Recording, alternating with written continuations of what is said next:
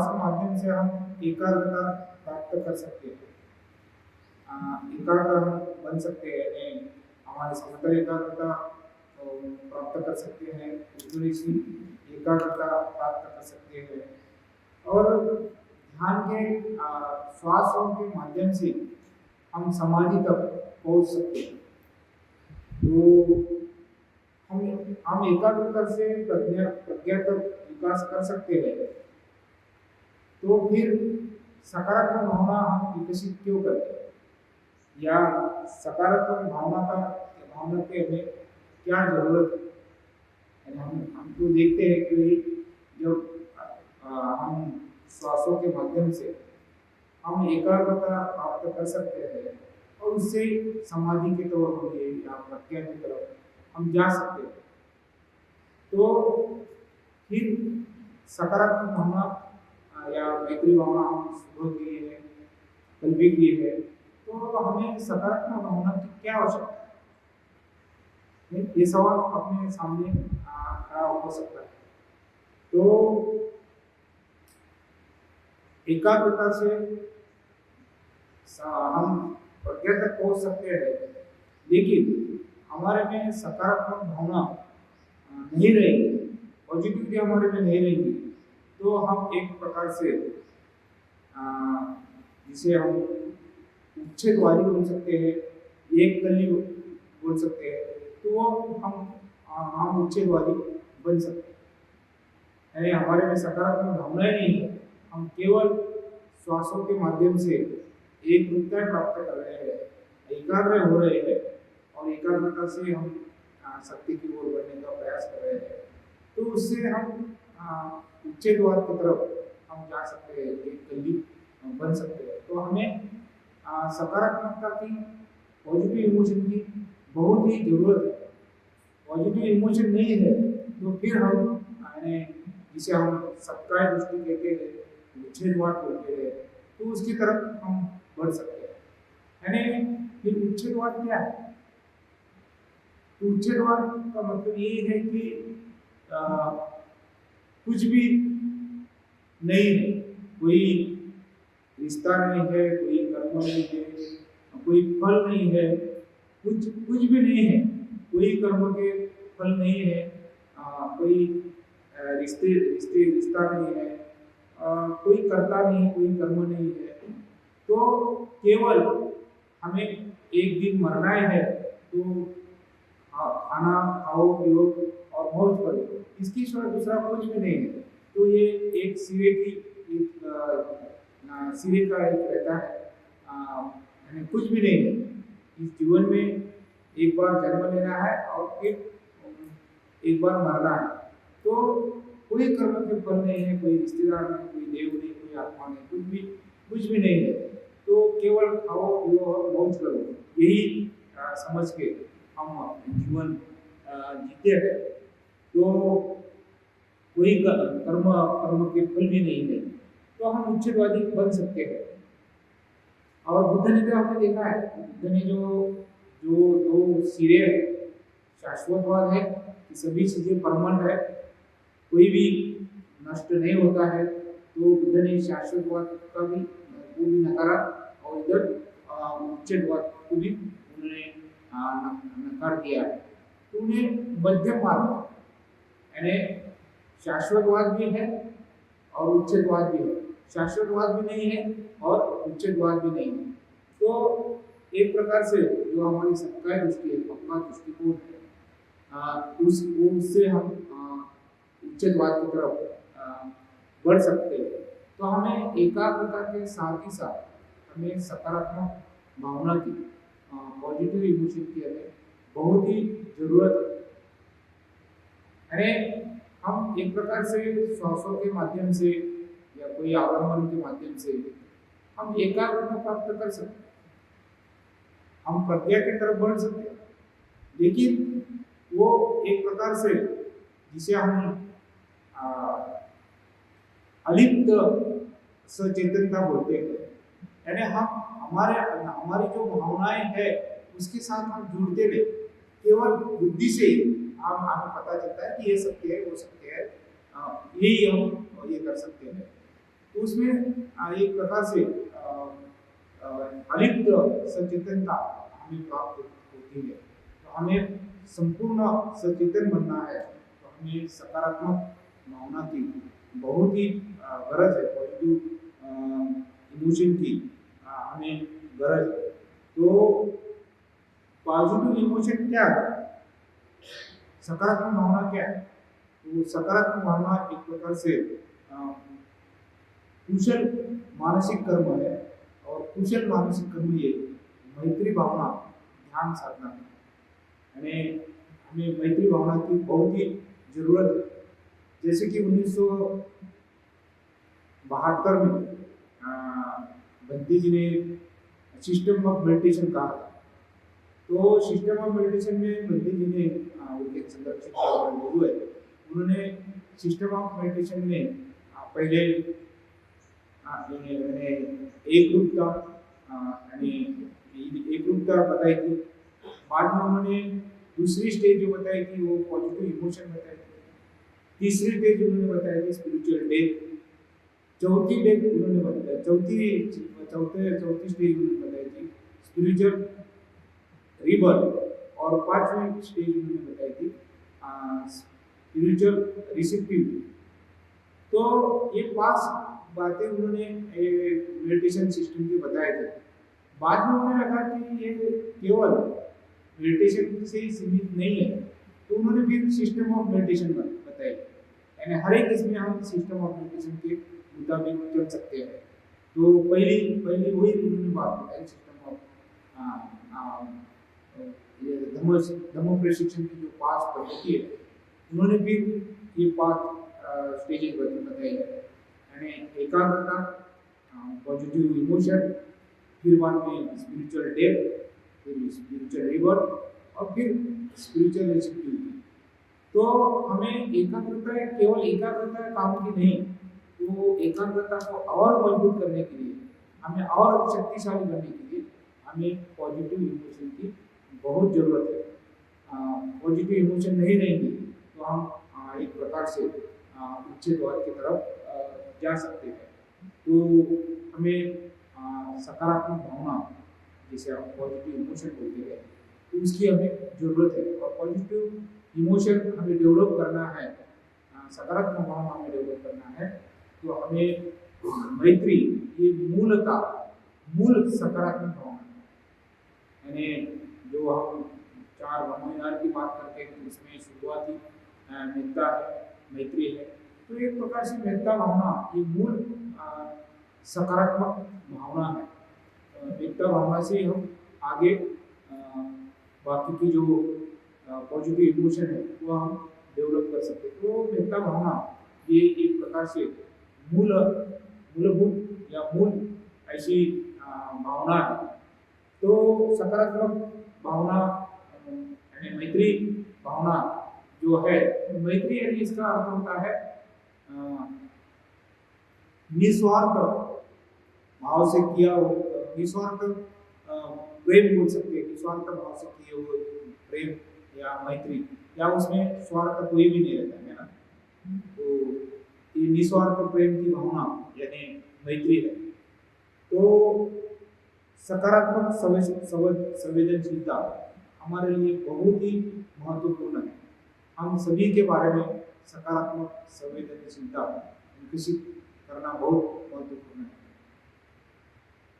आचार्य नागार्जुन, आपको पता नहीं होगा, वो बहुत ही प्रज्ञा के एक प्रकार से, उन्होंने प्रज्ञा के वो बुद्ध है या तत्ववेता है। तो आचार्य नागार्जुन प्रज्ञा के पुरस्कार करते हैं, तो वो भी बोलते हैं कि पॉजिटिव इमोशन ये बहुत ही महत्वपूर्ण है, वो आह्वानात्मक है। वो बोलते हैं कि जो भी दुनिया में बारीक कीटाणु है, बारीक सत्व है या जीव जीवाणु है, ये हमारे कई जन्म में माता पिता रहे हो, तो उनके बारे में हमने एक प्रकार से पॉजिटिव सोचना, हमारे पुराने जन्म में भी या पिछले जन्म में कहीं ना कहीं वो हमारे रिश्तेदार भी रहे, तो उनके उनके बारे में हमने मैत्री का भाव विकसित करना, पॉजिटिव इमोशन करना ये बहुत ही महत्वपूर्ण उन्होंने बताया है। कर्णिमेय सूक्त हम पढ़ते हैं यहाँ पूजा लेते तो हर दिन हम कर्णिमेय सूक्त भी पढ़ते हैं। तो कर्णिमेय सूक्त में एक प्रकार से मैत्री भावना का सूक्त है, उसमें मैत्री बताई है। उसमें एक सेंटेंस आया है, ब्रह्म विहार इदमाऊ।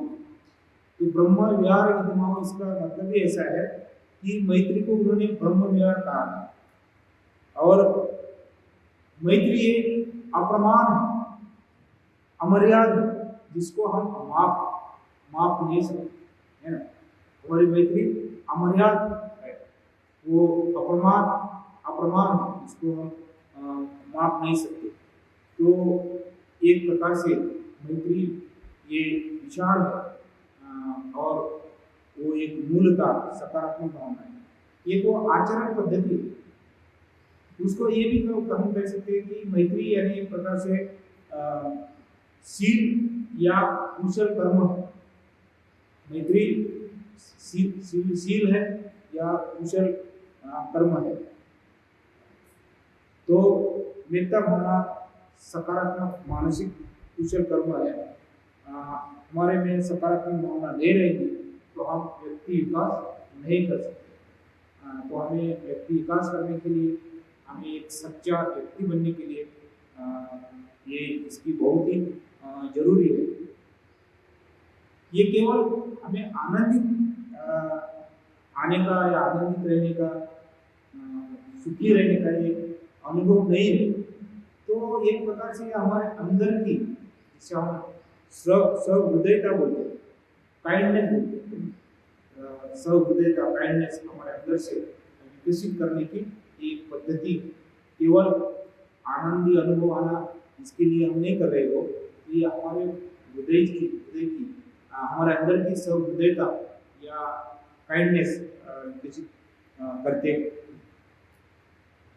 तो ये सुखी आनंदी रहने का एक मार्ग भी है, और उसे हम कहते हैं कि मैत्री भावना ये एक कर्म है ना। मैत्री भावना कर्म है, और वो कर्म का परिणाम सुख है, आनंद है।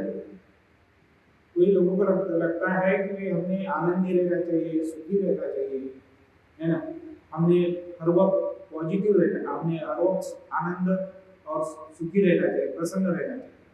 तो ये प्रसन्नता है, सुख है, आनंद है, ये विपाक है। जितनी मात्रा में हम मैत्रीपूर्ण रहेंगे, तो मैत्री एक कर्म है, और मैत्री के कर्म का विपाक सुख है, आनंद है, प्रसन्नता है। तो हमने बार बार मैत्री भावना करनी चाहिए। तो मैत्री भावना का दूसरा नाम भी हम बता सकते हैं कि मैत्री भावना को हम, जैसे बाबा साहब ने बुद्ध के धम्म में बताया कि धम्म क्या है। तो बाबा साहब बोलते कि धम्म यानी नीति, और नीति यानी भातृभाव। भातृभाव का मतलब है बंधुत्व। तो मैत्री का दूसरा नाम बंधुत्व है, यानी उसे हम बंधुत्व कह सकते हैं। मैत्री भावना एक प्रकार से कला है, कला अपने आप में बहुत ही ऊंचे दर्जे की रहती है। तो कला से हम हमारा परिवर्तन होता है, कला हमें सत्य की ओर बढ़ाती है। तो एक प्रकार से मैत्री ये उच्च कला है, उसे उच्च कला भी कहा गया है। तो मैत्री भावना विकसित हम कैसे कर सकते हैं, उसकी क्या पहलू है, हम कैसे उसे विकसित कर सकते हैं। अपनी भावनिक जागृति को हमें विकसित करना है। सबसे पहले हमें मैत्री भावना करना है, तो हमारा जो भावना है, हमारी भावनिक जो जागृति है उसको विकसित करना है। हमारी भावनिक जागृति विकसित नहीं तो हम दूसरे के ऊपर हम मैत्री नहीं कर सकते। हम स्वयं को बहुत ही अधिक आरामदायी महसूस करना चाहिए, है ना। स्वयं बहुत ही आरामदायी है, ऐसा खुद को महसूस करना चाहिए। हमने अधिक करुणावान बनना है ना, खुले दिल वाले बनना। अधिक हम सहनशील कैसे हो सकते हैं उसके बारे में हमें सोचना है, और जीवन के साथ अधिक सहजता से हमें रहना है। और हमें मैत्री विकसित करना है तो और कुछ बातें हमें करने की जरूरत है। तो पहली बात तो हमें मैत्री विकसित करना है तो हमारे में कृतज्ञता का भाव होना बहुत ही महत्वपूर्ण है, जिसे हम ग्रेटिट्यूड कहते हैं, है ना। कृतज्ञता बोले तो ग्रेटिट्यूड। आपको पता है या नहीं मुझे पता नहीं, लेकिन जब बुद्धत्व की प्राप्ति हुई और उन्होंने बहुत आनंद लिया कि मुझे बुद्धत्व की प्राप्ति हुई, मुझे सत्य का ज्ञान हुआ, और बहुत वो आनंदित।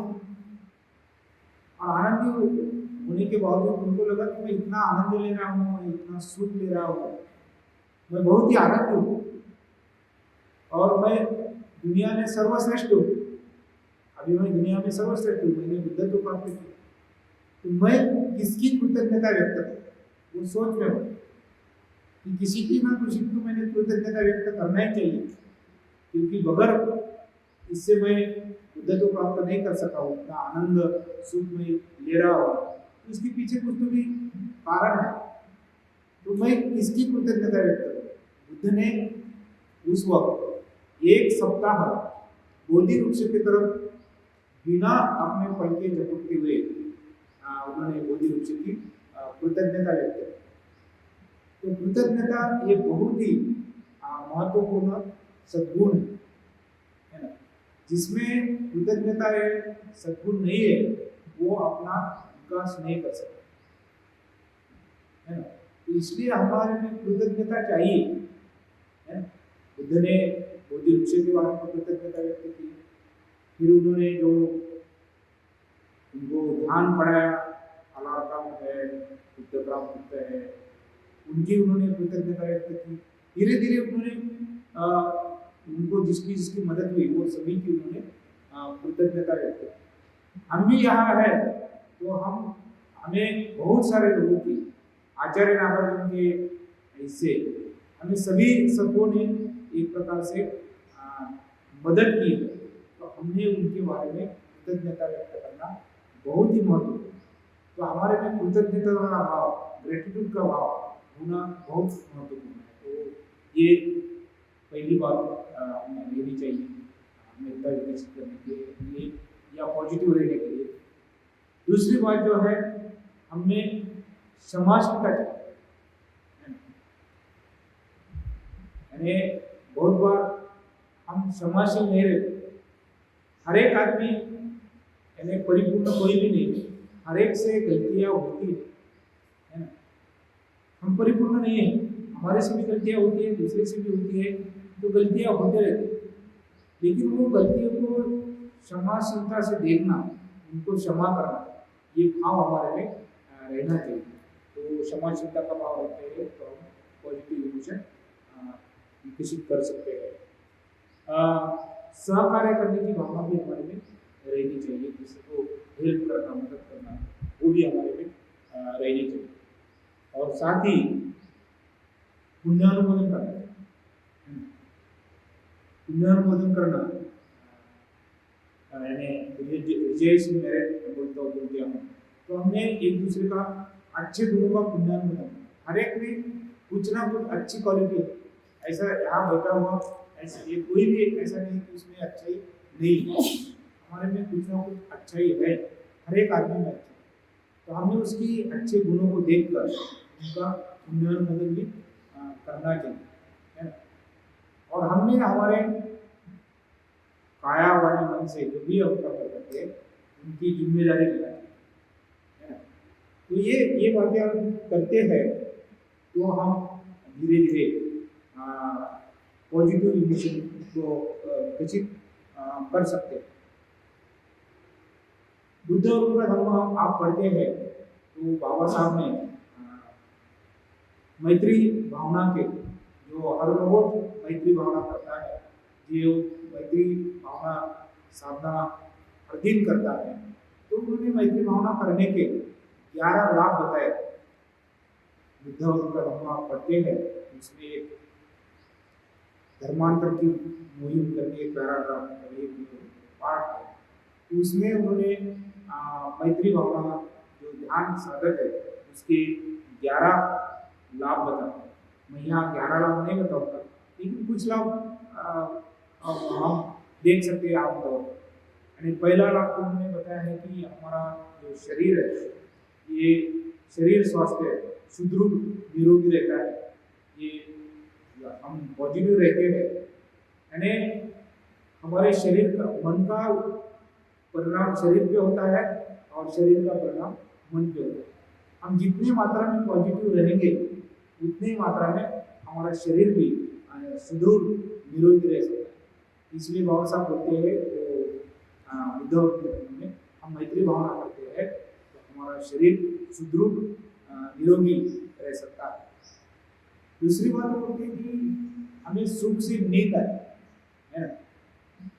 बहुत बार हमें सुख से नींद नहीं आए, हम नकारात्मक रहते हैं, झगड़ा करके सोते हैं या कुछ नकारात्मक बातें करके हम सोते हैं, तो हमें रात भर वही बातें दिखती है, यानी हम सुख से नींद नहीं ले सकते। हम हमारे नींद में बुरे ख्वाब, डरावने ख्वाब, है ना।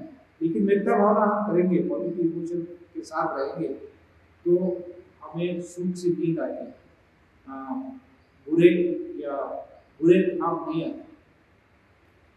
उसके बाद हम देखते हैं कि हम मेत्ता भावना करते हैं तो हम लोकप्रिय हो जाते हैं, हमें लोग पसंद आते हैं और हम लोगों को पसंद आते हैं। हम सभी डरों से मुक्त होते हैं, हमें मृत्यु का डर नहीं लगता या किसी का भी डर नहीं लगता। पॉजिटिव इमोशन हम बार बार करते हैं, पॉजिटिव रहते हैं, तो हमें कोई मृत्यु का डर नहीं लगता, सभी डरों से हम मुक्त हो जाते हैं, कोई भी डर नहीं। और जब भी हम मृत्यु शैया पे रहते हैं, जब हमारी मृत्यु होने वाली होती है, तो हमें शांति से मृत्यु आती है। तो बहुत सारे लाभ है, अभी सभी लाभ मैं यहाँ नहीं बताऊंगा। तो बाबा साहब ने 11 लाभ उसके बताए हैं, ये मैंने 4-5 लाभ आपको बताए। डिटेल चाहिए तो आप बुद्ध और उनका धर्म है उसमें से पढ़ सकते हैं। तो ये जो मेत्ता भावना है, तो वो कैसे करना है, उसके क्या प्रिंसिपल है, मेत्ता भावना के क्या प्रिंसिपल है, हम अपनी मेत्ता भावना कैसे डेवलप कर सकते। तो पहला जो प्रिंसिपल है हमारे मेत्ता भावना को और डेवलप करने का, तो वो है कि सबसे पहले हमने खुद को सुनना चाहिए, खुद की भावनाओं को सुनना चाहिए। अपने भावनाओं को जानना बहुत महत्वपूर्ण है। हम हमारे खुद की भावनाओं को सुनते हैं, भावनाओं को हमारे जानते हैं, तो हम बाद में हम दूसरे की तरफ बढ़ सकते हैं। खुद की भावना जानना ये बहुत महत्वपूर्ण है। और जब हमें खुद को जानना है, खुद की भावनाओं को जानना है, तो हमें बहुत ही सहनशील ग्रहणशील बनना पड़ेगा। हम ग्रहणशील रहते हैं, सहनशील होते हैं, तो हम खुद के भावनाओं को जान सकते हैं। तो खुद के भावनाओं को जानना, खुद के भावनाओं के साथ मैत्री विकसित करना, ये पहला प्रिंसिपल है। हम खुद को जानते हैं, खुद की भावनाओं को जानते हैं, खुद के भावनाओं के साथ ही हम मैत्री विकसित करना चाहिए। तो हमें अपने खुद की भावनाओं को सुनना बहुत महत्वपूर्ण है। मैत्री भावना की जब हम शुरुआत करते हैं, तो हम अपने भावनाओं के संपर्क में आते हैं, अपने खुद की भावनाओं के संपर्क में आते हैं। जब हम मैत्री भावना करते हैं खुद के ऊपर पहले मैत्री करते हैं, लेकिन दूसरे के बारे में हम उतने जागरूक नहीं होते, या दूसरे के बारे में हम ज़्यादा जागरूक नहीं रहते, तो हमारी भावना जो वो शुष्क होती है, ड्राई होती है ना। यानी हम खुद के ऊपर बहुत अच्छी तरह से मैत्री करते हैं, लेकिन दूसरे के ऊपर करना है तो उतनी हमारी शक्ति नहीं लगती। हमारी भावना बहुत बार शुष्क होती है, ड्राई होती है, वो सकारात्मक नहीं रहती। तो उस समय हमने हमारे खुद के संपर्क में आना चाहिए, फिर से हमारे खुद के संपर्क में आना चाहिए, क्योंकि हम दूसरे के ऊपर जब चिंता कर रहे हैं तो उस समय हमारी भावना शुद्ध रहेगी, सकारात्मक रहेगी, तो हमें कुछ लाभ होगा। लेकिन दूसरे के बारे में हम जब कर रहे हैं तो हमें शुष्क बन जाते हैं, उसकी हम ज़्यादा जागरूक भी नहीं होते। तो उस वक्त हमने फिर से हमारे भावनाओं को सुनना चाहिए, हमारे भावनाओं के संपर्क में आना चाहिए। तीसरा जो प्रिंसिपल है, ये 1 से 4 चरण, पहले चरण से चौथे चरण, ये 5वें चरण की हम तैयारी करते हैं। 5वें चरण में हम सभी के साथ समान मैत्री का अनुभव कर सकते हैं। तो पहले खुद के बारे में, फिर मित्रों के बारे में, प्रेस सेफ्टी के बारे में, और चौथे इसमें जो शत्रु है या प्रतिनिधि है। तो ये चारों जो स्टेज है 1 से लेकर 4 तक, तो ये हम 5वें जो विशाल मैत्री है, जो वैश्विक मैत्री है, उसकी हम तैयारी करते हैं। तो 5वें स्टेज में हम सभी के साथ समान रूप से मैत्री का विकास कर सकते हैं। तो 5वां चरण ही हम अच्छा करते हैं तो वो हम वहाँ हम प्रज्ञा के तौर बढ़ते हैं। यानी 5वें चरण में हम वैश्विक मैत्री विकसित करते हैं, हमारी मैत्री विशाल करते हैं, तो वहाँ एक प्रकार से आप और पर भेद वो नष्ट हो जाता है। वहाँ कोई कर्ता कर्म नहीं रहता, आप और पर ये ऐसे कोई रहता नहीं, यानी वहाँ द्विधा अवस्था रहती नहीं, है ना। यानी वो द्वैत भाव वहाँ रहता नहीं, वो एक हो जाते हैं, और वही प्रज्ञा है, वही आप पर भेद नष्ट होना, वही प्रज्ञा है। तो हम 5वें स्टेज तक, 5वीं जो पारी है, जिससे प्रज्ञा तक जा सकते हैं। 5वें चरण में हम प्रज्ञा तक जा सकते हैं। तो हमने ये जो 5वां चरण है, उसे हमने उत्तेजित करते जाना चाहिए। वो 5वां स्टेज में उत्तेजित नहीं होता है तो हम हमारी जो मैत्री भावना है एक प्रकार से ये यांत्रिक हो सकती है। तो ये बहुत ही महत्वपूर्ण ऐसी प्रिंसिपल है कि हमने खुद की भावना को सुनना है। जब मैत्री हम दूसरे की ओर करते हैं तो वहाँ हमें हमारे भावनाओं को और शुद्ध करना चाहिए, अपनी भावना को देखना चाहिए। और 5वें स्टेज में हम पहले से 4 स्टेज तक 5वें पारी के लिए अच्छी तैयारी करना चाहिए। तो हमने कल भी मैत्री भावना की है, आज भी की है। तो मैत्री भावना के 5 स्टेज हैं, 5 चरण। तो पहले चरण में हम हमारे खुद के ऊपर हम मैत्री करते हैं, हमारे खुद के बारे में सकारात्मक या शुभ चिंतन करते हैं। तो अपने खुद के ऊपर मैत्री करना या खुद के ऊपर शुभ चिंतन करना, ये कुछ लोगों को आसान जा सकता है, लेकिन कुछ लोग ऐसे हैं उनको आसान नहीं जाता। ये बहुत ही कठिन ऐसी स्टेज है। कभी कभी हमें लगता है कि पहली जो स्टेज है वो बहुत ईजी है, हमारे स्वयं के ऊपर मेहता विकसित करना है ना।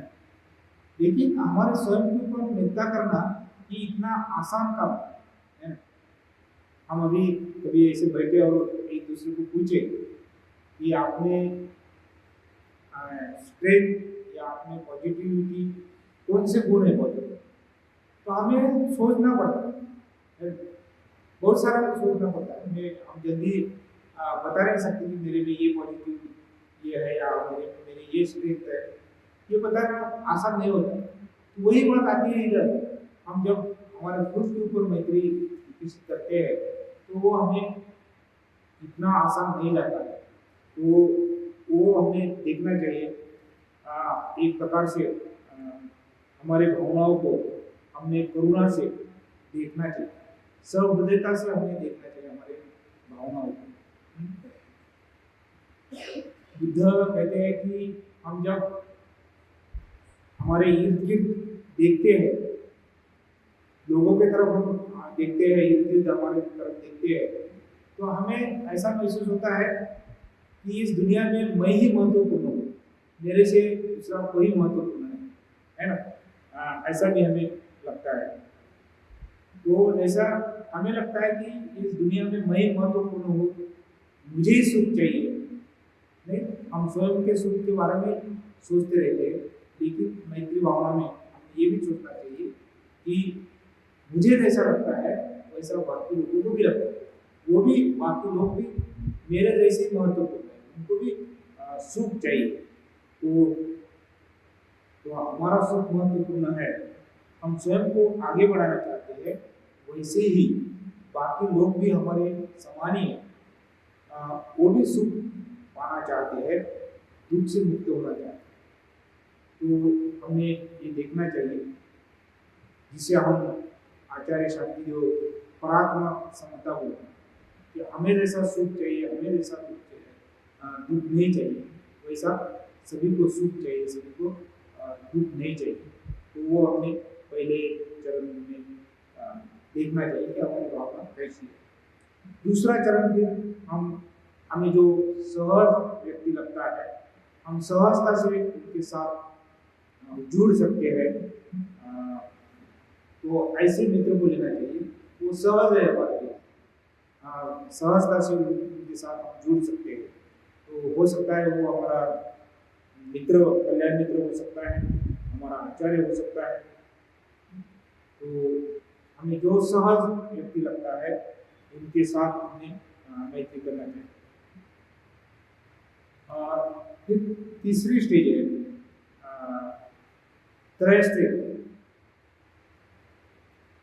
त्रैस्थिति की, यानी जो हमारे परिचय का नहीं है, ऐसा नहीं है, तो हमने उसको देखा है, कहीं तो भी हमने देखा है, इसमें ज़्यादा हमारी रुचि नहीं होती है, लेकिन हमारे परिचय का है, उनको बार बार देखा है। जैसे हमारे घर में दूध लाने वाला होगा, कोई लीटर लाने वाला होगा, या हमने कहीं उसको देखा हो, ऐसा तरह से कि हम ले सकते हैं और उनके प्रति रुचि बढ़ा सकते हैं, उनके प्रति हम रुचि बढ़ा सकते हैं और अपनी हमारी मैत्री विकसित कर सकते हैं। ये तीसरा स्टेज है। फिर चौथा स्टेज यानी जिसे हम कठिन व्यक्ति बोलते हैं या सौम्य शत्रु बोलते हैं। तो जो हमसे संवाद है, जिनसे हमारा बोला है, या हमारी कुछ अनबनी हुई है, ऐसे सौम्य शत्रु को हमने लेना चाहिए, कठिन व्यक्ति को हमने चौथे स्टेज में लेना चाहिए, है ना। क्योंकि मैत्री भावना एक प्रकार से हमारे में जो द्वेष है, वो द्वेष का एंटीडोज है ना, वो विरुद्ध एक प्रकार से भावना है, द्वेष के ऊपर का वो एंटीडोज मैत्री है। और हम बौद्ध हैं, बाबा साहब के अनुयायी बनना चाहते हैं, बौद्ध बनना चाहते हैं, तो बौद्धों के लिए द्वेष ये बहुत ही खतरनाक चीज है। में हमारे में द्वेष रहेगा तो द्वेष है, हमारे में द्वेष रहेगा, द्वेषी आदमी के पास लोग आते नहीं, उससे दूर भगते हैं। देश को बुद्ध ने अग्नि बताया, अग्नि की तरह है देश। जैसे कोई हरे भरा पेड़ है, खुला खुला पेड़ है, हरा भरा पेड़ है, तो उसके ऊपर बहुत सारे पक्षी आकर बैठते हैं, चिड़िया आती है, पक्षी आते हैं, वहाँ बैठते हैं।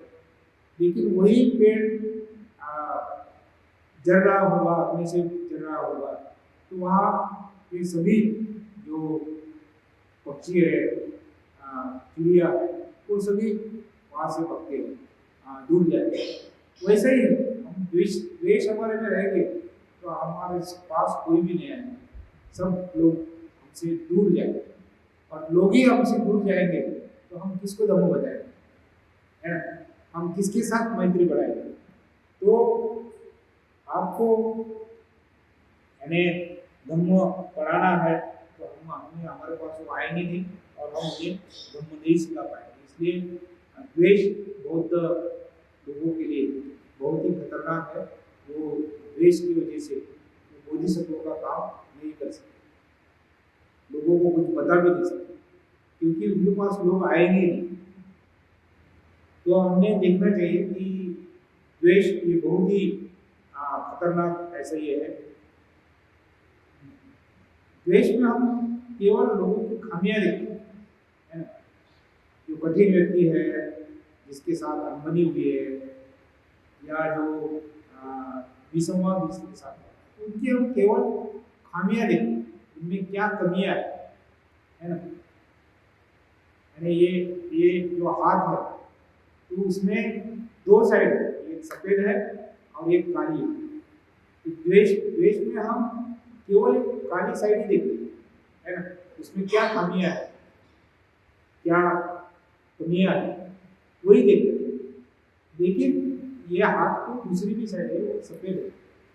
वैसे आदमी भी है, वैसे मनुष्य प्राणी भी है, उनमें केवल खामियां नहीं है ना, कमजोरियां नहीं, उनमें कुछ अच्छाई भी है। तो हम उसमें की कोई अच्छाई देखते हैं, अच्छे गुण देखते हैं, तो हम उनके बारे में भी मैत्री कर सकते हैं। शत्रु के ऊपर भी हम मैत्री कर सकते हैं, क्योंकि हमारे लिए वो शत्रु लगता है, लेकिन बहुत सारे लोगों के लिए वो अच्छा भी होगा, उनमें अच्छे गुण भी होगा। तो हमने ये चौथी पारी में ये देखना चाहिए, जिसको भी शत्रु कह रहे हैं, कठिन व्यक्ति कह रहे हैं, उनके बारे में भी अपने शुभ चिंतन करना चाहिए, मैत्री का विकास करना। और फिर 5वें स्टेज में हम हमारी मैत्री को एक वैश्विक विचार बना दें। अपने मैत्री में हम भेद नष्ट करते हैं, जो हम खुद है, मित्र है, है, शत्रु है, उसमें का जो भेद है वो हम नष्ट करते हैं, और नष्ट करके धीरे धीरे हमारी मैत्री संपूर्ण जगत के जो प्राणी मात्र है और सभी शत्रु है उनके तो हम विस्तारित करते हैं, उसे विशाल बनाते हैं। तो हम मैत्री भावना करते हैं तो उसका असर हमारे ओर तो होता है। मैत्री भावना का असर हमारे ओर होने के लिए हम करते हैं, क्योंकि इसका विषय ये है हमारी पॉजिटिव भावना का विकास करना। हमने सकारात्मक भावना का विकास करना, हर वक्त हमने सकारात्मक रहना, इसका एक प्रकार से ये व्यायाम है ना। बार बार हम सकारात्मक सोचेंगे तो हम सकारात्मक ही रहेंगे। तो ये केवल हमारे ऊपर असर होता है ऐसा नहीं है। आप सही में प्रामाणिकता से पॉजिटिव रहते हैं, जिसके बारे में आप सोचते हैं तो उसके ऊपर भी परिणाम होता है, वो भी परिवर्तित, वो भी बदलता है ना। हम उनके साथ जैसा व्यवहार करेंगे, वैसा बर्ताव करेंगे, तो वो हमें प्रतिसाद देगा। हमें बदलना है, वो भी बदले, है ना। तो खुद पहले हम बदलते हैं, तो फिर बाद में हम सभी लोगों को परिवर्तित कर सकते हैं, बदल सकते हैं। तो एक प्रकार से मैत्रा भावना में, मैत्री भावना में एक ताकत है कि वो हमें भी परिवर्तित करता है और दूसरे को भी परिवर्तित करता है, उसमें भी ये होता है। तो एक प्रकार से ये मैत्री भावना संसर्गजन्य है। हम पॉजिटिव है तो लोग भी पॉजिटिव होते हैं, है ना। ऐसा बोलते हैं ना, जिनको पीलिया हुआ, पीलिया समझ में आता है? जो जिनको पीलिया होता है उसको क्या दिखता है, कैसा दिखता है? सभी पीला पीला दिखता है ना। या जैसा हम गॉगल लगाएंगे वैसे हमको दुनिया दिखती है। जब हमें पीलिया होता है तो हमें सब पीला पीला दिखता है ना, दुनिया सारी पीली। तो वही भाव, हम पॉजिटिव रहेंगे, हम सकारात्मक रहेंगे तो हम दूसरे के बारे में भी सकारात्मकता से व्यवहार करेंगे, हमें सभी लोग सकारात्मक पॉजिटिव दिखेंगे, है ना। तो ये एक प्रकार से संसर्ग है। तो मित्रता होना ये हमारी सकारात्मक भावना को विकसित करने के लिए बहुत ही महत्वपूर्ण भाव है, और ये सभी सकारात्मक भावना का नींव है। मैत्री रही तो हम करुणा विकसित कर सकते हैं, मैत्री रही तो हम बुद्धिता विकसित कर सकते हैं, मैत्री रही तो हम उपेक्षा की तरफ बढ़ सकते हैं। तो मैत्री ये सकारात्मक भावना विकसित करने के लिए मैत्री भावना का विकास करना ये बहुत ही महत्वपूर्ण है। तो मैत्री भावना हम करने के लिए कुछ मापदंड है या क्राइटेरिया नहीं, जिसके ऊपर हम मैत्री भावना कर रहे हैं, फिर त्रयस्थ व्यक्ति हो, मित्र हो या शत्रु हो, तो जिसके ऊपर हम मैत्री भावना कर रहे हैं वो जीवित रहना चाहिए, है ना। मरे हुए व्यक्ति के ऊपर हम मैत्री नहीं की तो वो बहुत अच्छा, वो जीवित रहना चाहिए। जीवित व्यक्ति को हम मैत्री में ले सकते, है ना। फिर मित्र हो, त्रयस्थ व्यक्ति हो, शत्रु हो, तो वो जीवित जो है उनके ऊपर ही हम मैत्री कर सकते हैं। मृत व्यक्ति या मृत व्यक्ति के ऊपर नहीं की तो अच्छा है। शुरुआत में तो भी हमने जीवित व्यक्ति लेना चाहिए। दूसरा मापदंड जो है, जो हमारे एज का समवयस्क है ना। कोई 20 साल के हम हैं तो 60-70 साल के वृद्ध आदमी को हम मित्र करके नहीं ले सकते, है। तो हमारे समवयस्क, हम 20 साल के हैं तो हम 25 साल के या 18 साल के, हमारे आसपास की उम्र की जो है इसी लोगों को हम हमारे मित्र करके, त्रयस्थ व्यक्ति करके या शत्रु करके हम ले सकते हैं। ऐसा क्यों? ऐसा इसलिए कि हम जिसे त्रयस्थ कह रहे हैं, मित्र कह रहे हैं या शत्रु कह रहे हैं, वो हमारे समवयस्क रहता है, थोड़ा आगे पीछे रह सकता है, 2-4 साल आगे या 2-4 ज़्यादा या कम। लेकिन ज़्यादा उम्र है, यानी हम 20-25 साल के हैं, वो 60-70 साल का है, तो वहाँ हम अच्छी तरह से मित्रता, उसके बारे में हम अच्छी तरह से सोच नहीं सकते, क्योंकि उनके बारे में जो आदर है, रिस्पेक्ट है, वो ज़्यादा रहता है, तो हम ये नहीं कर सकते। या छोटा है उसके बारे में भी हम ज़्यादा मैत्री का विकास नहीं कर सकते। तो बहुत ही छोटा या बहुत ही बड़ा नहीं रहा तो अच्छा है। तीसरी बात जो है वो है, जिसे हम बोल सकते हैं कि वो हमारे ही लिंग का होना चाहिए, है ना। पुरुष है, मेल है, पुरुष ने पुरुष ही लेना चाहिए, महिलाओं ने महिला ही लेना चाहिए, है ना। पुरुष महिलाओं को अपने मित्र करके, त्रयस्थ व्यक्ति करके या शत्रु करके नहीं ले सकते, या महिलाएं पुरुष को अपना मित्र करके, त्रयस्थ व्यक्ति करके या शत्रु करके नहीं ले सकते।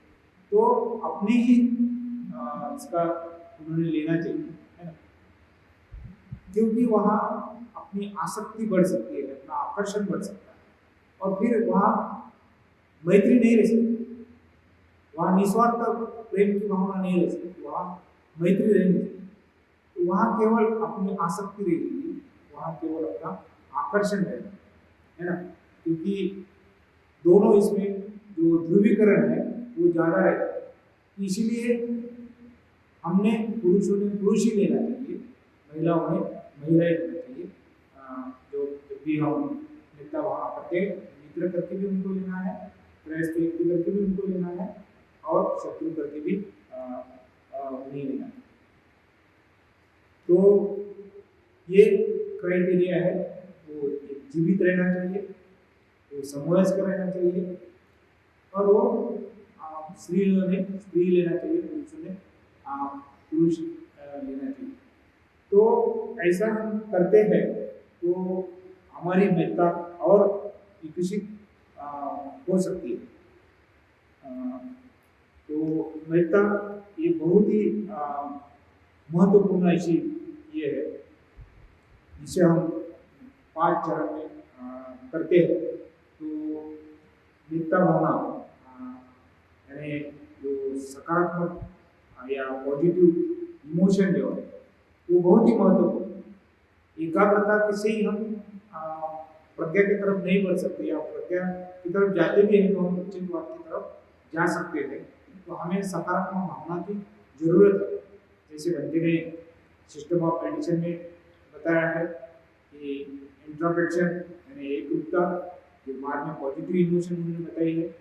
तो हमारी एकाग्रता को और मजबूत करने के लिए, हमारी एकाग्रता और अच्छी होने के लिए हमें पॉजिटिव इमोशन की जरूरत है, और पॉजिटिव इमोशन से ही हम और एकाग्र बन सकते हैं, और हम समाधि की ओर, प्रज्ञा की ओर बढ़ सकते हैं। तो मुझे लग रहा जो हम हर दिन जितना वहाँ कर रहे हैं उसमें जो भी महत्वपूर्ण बातें हैं वो मैंने बताने का प्रयास किया है। तो आज के दिन के लिए मुझे लगा इतना पर्याप्त है। तो आपने मुझे सुन लिया है, इसलिए आपका धन्यवाद। Thank you.